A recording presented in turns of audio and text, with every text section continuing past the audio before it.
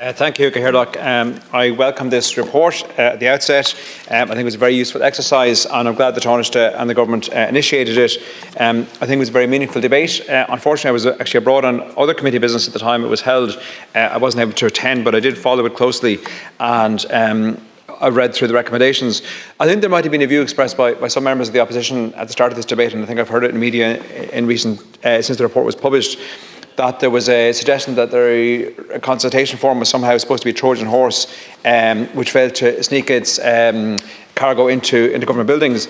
And I don't think that's actually borne out if you do any objective review of the report, because what strikes me front and centre from the executive summary, at least, and if we go through the detail of the report, multiple recommendations actually saying we need to change this, we need to change that. So at the very least, it has identified multiple deficiencies or areas for improvement or change strategies that we should adopt. So I think it certainly highlights that the system was broken and needed to be fixed, and I think that's something that's come through very loudly in the report. Taking the executive summary as my guide, the first instance, and it's a point that Deputy Berry often makes about the need to have a national conversation on these matters, and that's a very normal, healthy thing to do. It shouldn't be something that's verboten, that we can't come into the chamber or into committees and talk about security or talk about neutrality. National security and defence should be a bread and butter issue in the same way as that health and the economy and housing and everything else is. Perhaps it may occupy less time in our debating schedule, but it's every bit as important, and it's something that should be a natural, and is in most countries, most mature countries, is a normal part of the political debate. And why wouldn't it be so? So I think that debate, I think, has been very useful in that sense. It's put it centre stage. We've had that national conversation. I think that is proof of our maturity as a society, and hopefully as a political society as well. Jumping on to some of the points, the first point I highlight is the need for greater public expenditure on the three branches, and I welcome the Government's commitment recently around the Naval Branch. As part of the Foreign Affairs and Defence Committee, I visited Haulbowline before, I think it was last year, and as when we visited the Curragh and as when we visited other military encampments, I'm very aware, and was made very aware by the staff and personnel serving there in each base, the need for greater support in terms of investment, pay and conditions being paramount, recruitment and retention being very much a challenge, and also the need to invest. And I look at the recent consultation, the consideration of the options 1, 2 and 3 in terms of the future of the Defence Forces, the Commission on the Defence Forces, and the report came down. The Government opted for the middle road, which is option 2, option 1 being a standstill, which effectively meant going backwards, option 2 being increased investment and support, option 3 being perhaps a higher order defence capability. But the Government sensibly went for option 2. I think was the minimum we could have done in the circumstances. And again, unfortunately, some members of the opposition took issue with that and thought we should actually fall back to option 1, or if there's an option 0, I suspect some of them would have liked to take it as well. That would leave us, and actually some of the same voices that were advocating that view are some of those that most proclaim most loudly about neutrality. If we are to be a seriously neutral nation, we must be able to defend ourselves at the very least. We can't have neutrality, we can't have sovereignty if we can't defend ourselves. So I hope that's better understood as a result of this exercise. Another topic that was highlighted and has been featured again in the debates today is around our maritime infrastructure and around our cyber infrastructure. And I suppose class them together, but they are quite separate. And I've made the point in this chamber in these debates over the last year or more that part of the foundation stone of our economy is our intellectual firepower, our intellectual the research and development capacity we have in this country, the knowledge economy that we hold and support, and the fact that we attract and successfully attract not just a very vibrant indigenous economy around startups and enterprises, but also we attract the multinational corporations, particularly in the technology, pharma, life sciences and advanced research spaces, who base themselves in Ireland for all kinds of reasons, not least that we have an educated workforce. We're an EU member state, we're English speaking, and they enjoy being located here. But that's an offering that is essential to our economic package and our economic prosperity. And it's something that we must protect, those intellectual assets, including the data. 40% or more of the EU's data sets are actually housed in Ireland, largely because the Data Protection Commissioner for Europe is here. Because we need to protect that. And if we can't protect and safeguard the cables that carry that data across the Atlantic as the channel, as the bridge between Western Europe and indeed all of Europe, actually Middle East and Africa for many companies, to North America, then we can't really protect very much at all. If we can't keep our own front and back doors protected, there's not much point having a lovely house painted inside.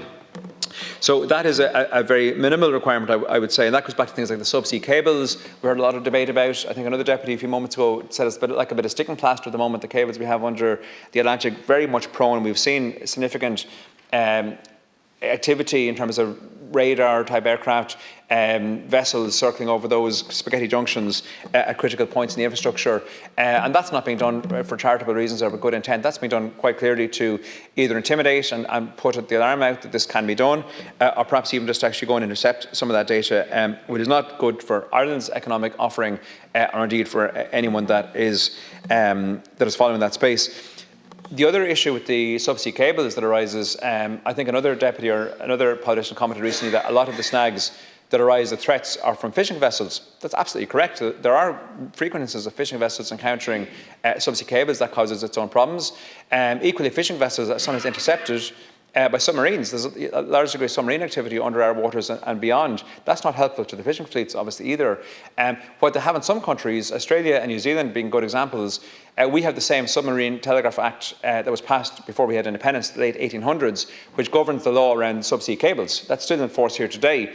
But in other jurisdictions, including, as I say, Australia and New Zealand, they've taken it further and put in an equivalent of a no-fly zone around the cable. So in New Zealand, if you're a fishing vessel or any other commercial vessel, you just don't sail over the location of the critical infrastructure in terms of cabling. Not very difficult to do. We have the same Parent Act, a couple of amendments, and we could actually bring that into law here. It would save the fishing vessels a lot of expense and inconvenience, not to mention the operators of the cables who were the cost is in the multiple hundreds of thousands every time one of those snags occurs. So that's starting, I suppose, at the bare basics in terms of protection and security. Not a hostile threat, but a threat none the same that does occur. The other point in the cyberspace is the disinformation campaigns. And only yesterday, I think, or the day before, there was a report issued on what was largely attributed to the far right, but it's across every spectrum of debate in terms of disinformation campaigns that are active in Ireland, what they bring to the debate, and the prevalence of hostile actors, including state actors, in the space, China and Russia being mentioned in the report.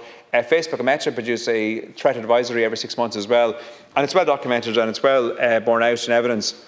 There's state actors interfering in this space. It's not very difficult to do it. It's not very expensive to do it.